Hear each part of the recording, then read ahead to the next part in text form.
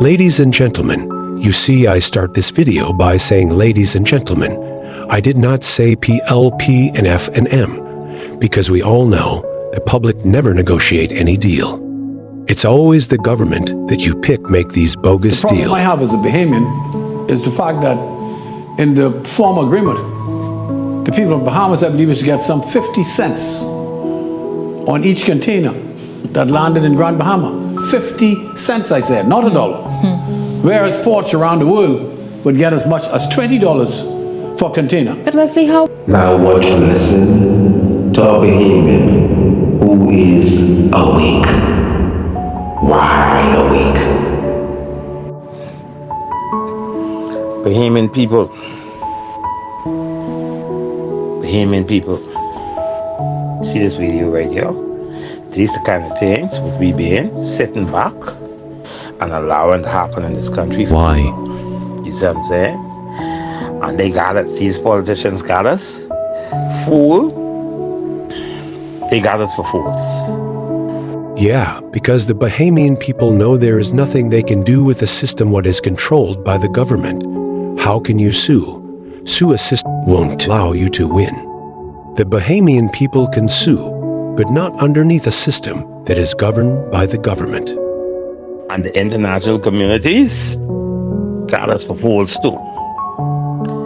You know, every container will come in from the east, going into America, is get quarantined in Grand Bahama for no less than 2 weeks.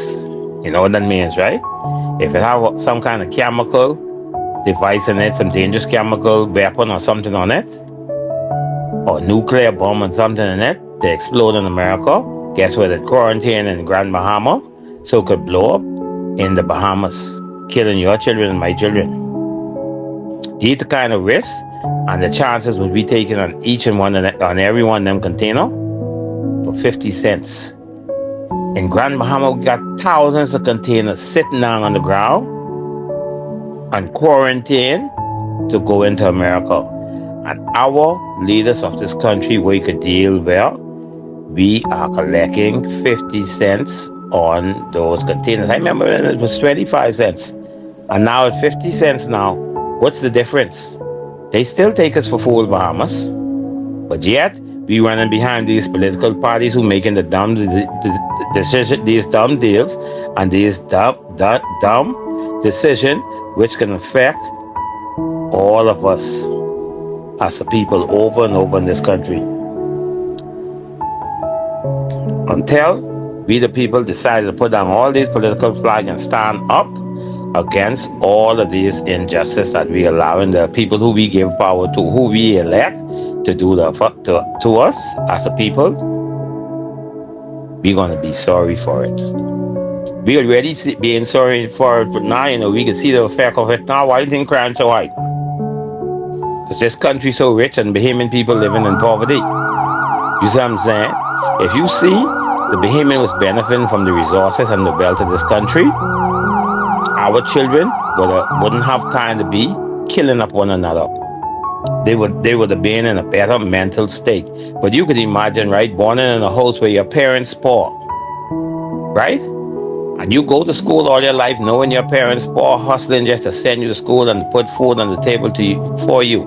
And then you go to school and you graduate from school and your parents still poor. Now you poor with your parents. Come on, man. And look around the country and say, you know, opportunity for you. It seems so. Come on. Think about it. Poverty is the cause of crime in this country. And dumb decisions like this in Grand Bahama, where quarantine containers, what could destroy and what could harm us all, have some, God forbid, some chemical weapon or nuclear bomb or missile inside one of them and they explode in Grand Bahama. God forbid. But we collecting 50 cents on each one of them containers like all Bahamians, like Bahamians is Joneses on coke. I agree with that, similar. We fool as a people. As long as we divided, we're a bunch of fools.